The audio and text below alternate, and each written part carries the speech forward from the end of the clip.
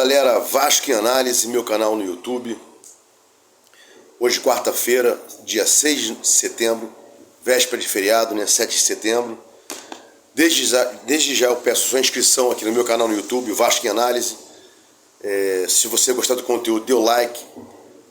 Plataformas TikTok, Kawaii, Instagram, Face, sempre posto aí, sempre falando de Vasco, né? Bom, vários tópicos hoje e eu achei melhor não fazer pauta, porque tem tópicos que eu tenho que falar sempre e se eu achar impertinente a inserção de novo tema aqui, eu coloco também. Bom, vamos começar aí pelo árbitro da partida que vai apitar Vasco e Fluminense, sem ser esse sábado, o outro, no Newton Santos, né? O botafoguense gosta de que chamem o estádio dele de Newton Santos, e aqui vai a minha homenagem, e não Engenhão, né? Newton Santos, como eles pedem para falar. Klaus, esse árbitro, ele tem uma vasta participação em jogos do Vasco, com prejuízos ao time do Vasco, notadamente com interpretações diferentes do que a maioria está vendo, inversões de cartões, inversões de falta, lances capitais, né? Marcação de pênaltis contra o Vasco, ou não marcação de pênaltis contra o Vasco. Então, o Vasco antigamente tiraria esse árbitro, mas atualmente não, né? Não há esse esforço para tirar o árbitro de uma partida, né? Então vamos aqui ficar de olho vivo, fiscalizar esse cidadão para que ele não prejudique mais ainda, né, o que vem prejudicando o Vasco ao longo dos anos aí. Já prejudicou nesse Campeonato Brasileiro aí algumas partidas, mas vamos lá, deixa para lá, vou deixar para a SAF aqui, para a associação fiscalizarem o Klaus, o árbitro designado para Vasco e Fluminense, sem ser sábado ou outro. Bom, polêmicas, né? John Testor impediu que o Vasco jogasse no Newton Santos, ou então impediria que o Vasco jogasse no Newton Santos. Isso não é verdade. Quem ouviu isso e propagou é mal informado. E quem plantou essa notícia, né, notadamente os meios, algum canal aí de comunicação, também, além de mal informado, é mal intencionado, porque não houve isso em hipótese alguma. Desde quando o Botafogo foi assumido pelo John Testor, através da sua SAF, verificou-se aqui a história, né? Botafogo e Vasco mais ligados, Flamengo e Fluminense mais ligados, mas sempre aqui, né, para os idiotas de plantão, somos adversários e não inimigos, né? Não adianta aí ficar plantando inimizade, que não vai ter animosidade, inimizade, que aqui no canal não é esse meu perfil, né? Inclusive aí a gente tem que impedir que violências aconteçam, né? Como as que sempre ocorreram aí, com esses idiotas de plantão que propagam aí briga entre as torcidas, né? Adversários sim, inimigos não. Bom, TAC, né? O Vasco está anunciando aí que houve uma melhora no aprofundamento do TAC, né? O ajustamento de conduta que ele está fazendo com o Ministério Público para que o São Januário seja reaberto.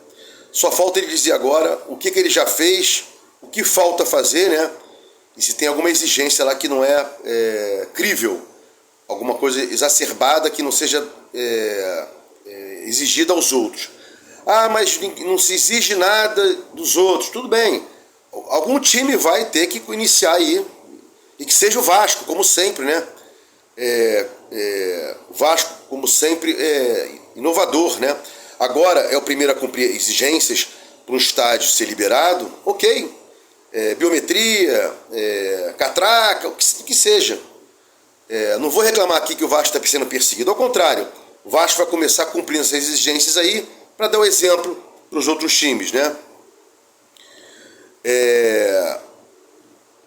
Os jogadores do Vasco estão descansando, né? Segunda, terça e hoje, porque só voltam a jogar sem ser sábado ou outro. Achei interessante isso, dar uma pausa aí para o pessoal descansar. Vem numa correria aí, estresse. Os mais velhos vão dizer, não, ganham bem, não sei o que, mas tem estresse também, tem exigência. Isso dá ansiedade ao jogador, isso somatiza. Tem família também, então é ótimo esse descanso aí. E amanhã, ou sexta, não sei, bem ainda, salvo engano é amanhã, que voltem a treinar, que voltem a honrar a camisa do Vasco, né? É isso que todos esperam. E o Vasco conseguiu aí, até para combater esse negócio de contra tudo e contra todos, todo mundo contra o Vasco obteve agora uma vitória na CBF, junto à CBF, adiando a partida contra o Curitiba e adiando a partida contra o América Mineiro. Então não é dizer que o Vasco é contra tudo, contra todos, estão perseguindo o Vasco. Não, tem perseguições também, mas tem verificações que ajudam o Vasco. Isso aí eu não vou deixar de falar. Não sou aqui um cara que está aqui no YouTube para falar besteira, né? E nem arregimentar a legião de seguidores com esse pensamento aí radical. Nunca foi meu caso e nunca vai ser. Bom, outro tópico aqui. Agora aí foi aberta a temporada de caça aos eleitores, né? Caça aos youtubers, caça aos comunicadores, jornalistas que vão apoiar os candidatos aí ao pleito, que ocorrerá em novembro no Vasco da Gama, né? Para suceder aí o Salgado e companhia. O Salgado vai tentar reeleição, não sei se é através dele ou através de outro qualquer.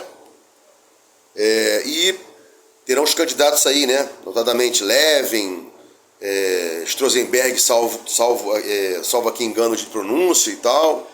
Como eu não sou cabo eleitoral de candidato algum, só quero que vocês, eleitores, percebam, estudem melhor os seus candidatos, né?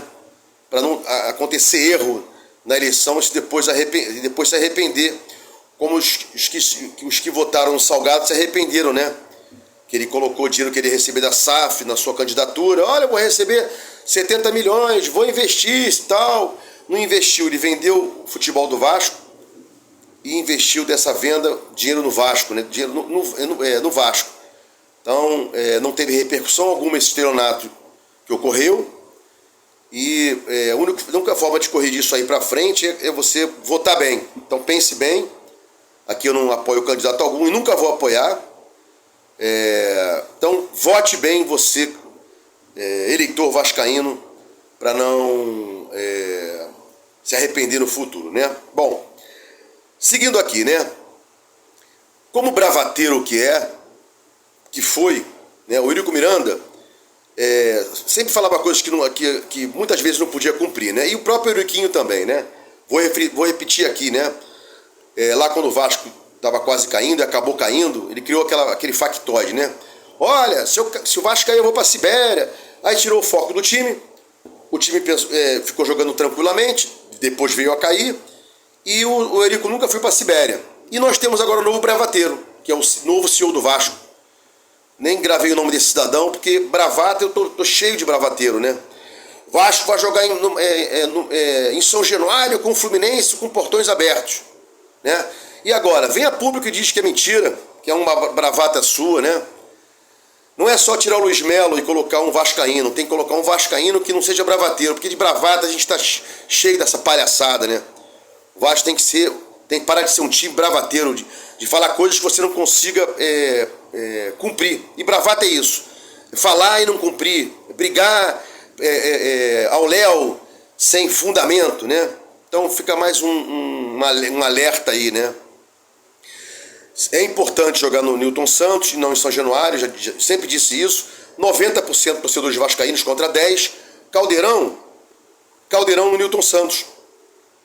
E se eu levei o jogo do Galo para o Maracanã, o argumento de que eu quero mais torcedores, não tem lógica ficar brigando para jogar no São Januário com um clássico desse tamanho. Eu tenho que jogar no estádio maior. Farei Caldeirão lá, 90 contra 10. Essa é a lógica, né? Jogar contra o Galo no Maracanã, como a gente jogou e ganhou, e jogar contra o Fluminense com muito mais torcedores, que a gente sempre teve ao longo do tempo, e vai ter agora porque a gente, no primeiro turno, o mando era deles, eles só nos deram 10%, agora vamos retribuir de forma recíproca e fidalga. O Vasco sempre repetiu o seu tratamento. Recebeu X e entregou X. Seguindo aqui, vamos exigir também o mosaico, né? Que no jogo contra o Galo o consórcio não deixou a gente fazer, sob argumento de segurança, blá blá blá, não vou entrar em mérito, mas que a gente consiga agora fazer o mosaico lá, sem ser sábado ou outro, na partida contra o Fluminense, e sempre aí adversário e nunca amigo, né? E nunca inimigo, para acabar com essa violência aí, para que alguns idiotas que repetem isso nos lugares quaisquer que você possa imaginar parem de falar sobre briga, animosidade, injustiça não, violência, né? Isso é importante. E vamos engolir o Fluminense como a gente sempre engoliu, e sempre rivalizando com o Flamengo. Se o Flamengo enche qualquer estádio, a gente enche também. Palmeiras, o Vasco enche com o Corinthians, o Vasco enche contra o Botafogo. É assim, né? Bom, e nunca esquecendo aqui que todos os outros times têm torcida. O Vasco não. A torcida do Vasco tem um time. Nós somos diferentes. Nós estamos aí há tantos anos sem ganhar nada e a torcida do Vasco levando esse time nas costas. Então o Vasco é a única torcida que tem um time e não um time que tem uma torcida. Entendam isso. É a mais apaixonada do Brasil. Não estou dizendo de quantidade, porque tem outras maiores do que o Vasco. O Vasco estão dizendo que é a quinta, quarta, sexta, não importa. Tem torcidas maiores.